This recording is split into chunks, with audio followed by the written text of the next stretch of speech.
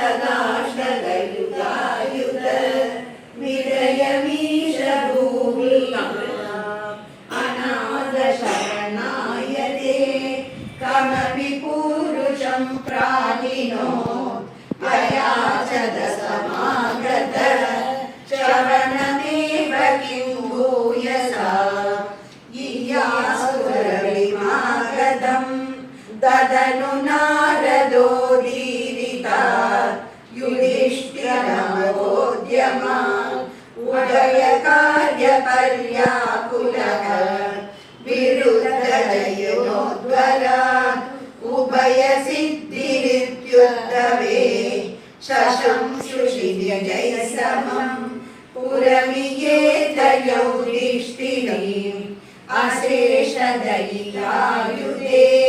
त्वयि समागते धर्मजो विजित्य सहजैर्महीं भवदपाङ्गसंवर्धितैः श्रियं निरुपमां वहन् अरहभक्तदासायितम्